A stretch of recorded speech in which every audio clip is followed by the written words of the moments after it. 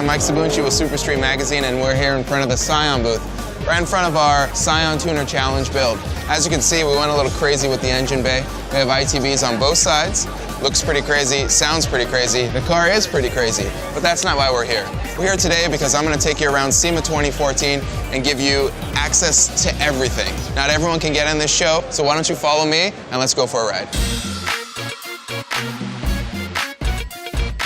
We're here at stop number 1 at the Mackin Industries booth, and we're here with Ed Lee, the other Ed. Hi, Ed. To show us some key things for 2014 and some new products that we have our eyes on.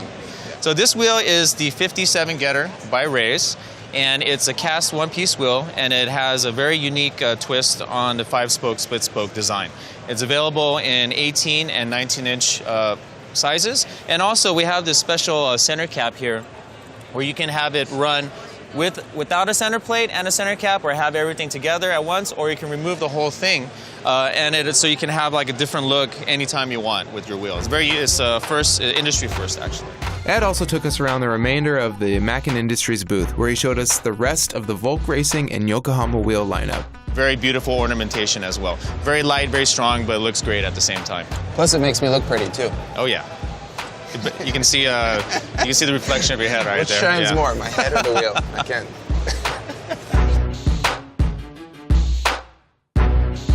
After we were done with the Mackin Industries booth, we made our way to the top of the South Hall, where Terry Jarr from Fortune Auto walked us through their bespoke, made-to-order suspension lineup. This has our double adjustable shocks, and we trick mounted these canisters out here, and this adjusts the compression. Is this external reservoir? It's an external reservoir, and you can adjust like compression here, and then we mount it up here to get nice cool airflow. So you don't have to jack up the car to adjust it anymore. Nothing. It's right here. Yeah, it's all there in the front, and we have it mounted on the back bumper too.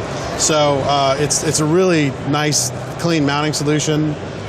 This car's going to Super Lap Battle. It's a GTE swapped IS 300. It's got a lot of aerodynamics on it, and we're really excited to debut this car at SEMA. So these external reservoirs, that's just basically extra oil to make sure the shock doesn't overheat? So it holds extra nitrogen and also oil, and that basically, like you said, prevents overheating. It also makes the ride more compliant because you can ride less, you can fill it up with less nitrogen, so there's less gas pressure but more volume. Got it. Yeah. That's awesome. Next, it was time for the owner of the car, Faz Rahman, to explain some key features on his build. This Altezza had everything: custom spoiler, custom diffusers, air cups. I was in love. So the air cups help you raise it and lower it for street driving? Yeah. So it's like, it pretty much acts as a spacer, so you can lift it when you need it. Oh, nice. Yeah. Cool. So these are custom wing mounts with a APR GTC wing, and then got the canisters in the back. Wow. Single exhaust. The exhaust is all aluminum. What made you go with center exhaust? For the aero? Yeah, and looks. It looks rad. What diffuser is that? It's the RX-7, the RMMia, and then C-West. You just kind of modded it to fit? Yeah. That's right. Don't be jealous. It was time to step outside and see what the rest of the show had to offer. Immediately, we stumbled upon the only Rocket Bunny S15 in the United States. The owner of the car, Jerry Yang, walked us through this insane build. Okay, this is a 1999 Nissan Silvia with Rocket Bunny body kit on there.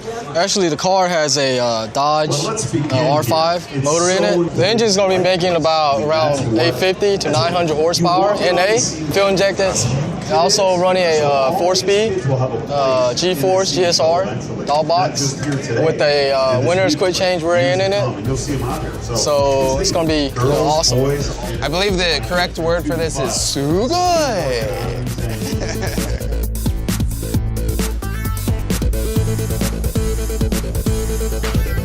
All right, guys, we're here with Harry Kong from the very famous Nitto Tire. And we saw this car yesterday, and we had to make it part of our agenda today to stop by. You can't ignore this car. We have to talk about this car. This car is amazing, so I'm going to turn it over to Harry, and he's going to tell us some details on this build. We have here a 1992 Acura NSX with the first Rocket Bunny wide body kit in the country. A little bit about the car. We wrapped it with the Avery wrap, blue chrome, which is super difficult to do. It's lowered on tin suspension with NK6666 wheels, wrapped in our Nitto NT05s. It took about 6 days is all they had to get it all together. That's insane. Did you have to cut off the back bumper to We did. I hate seeing cars cut, especially iconic vehicles, but you know, this is one of those situations where, you know, you're gonna do the extreme to get extreme results.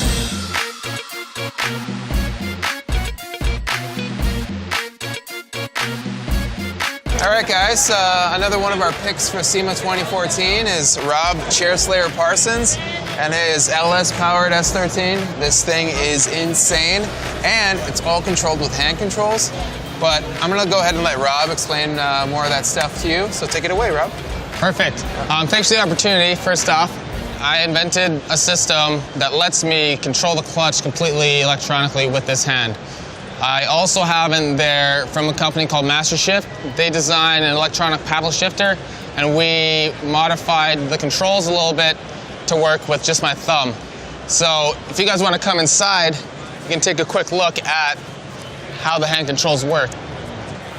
So what we have is, this is gas when you press down, and when you press in, it's brake. The 2 red buttons are up and down shift, and the lever over there is the clutch itself. The clutch is linear, so you can slip it, or you can pull it as fast as you want. It's not just an on-off button. The e-brake is connected directly to the clutch system, so when I pull the e-brake, the clutch automatically disengages. That is huge for me because I only have 2 hands. And it has a delay that when I let go, it waits half a second before it re-engages the clutch so that I can get back on the gas and bring the revs up. Pretty cool system. It's really fast, and amazingly, it all worked the first time. Our final pick of SEMA 2014 is this beautiful Rocket Bunny R35 GTR. We obviously are in love, but let's see what's inside. So I'll leave it to these guys. We recently partnered up with Grady, and Grady is now a kit provider for Garrett turbochargers. They wanted to introduce one of their first turbocharged kits with this GTR. With the turbochargers on there, it's twin GTX 3076Rs with the billet compressor wheel, so that offers optimal performance, optimal efficiency, and low inertia. This package should definitely get up to about 1,200 horsepower if needed. Wow. As you can see, SEMA 2014 has got a lot to see. We just showed you a little bit of it, but instead of talking about it, I'm actually gonna go check the rest of the show out. So I'll see you guys later.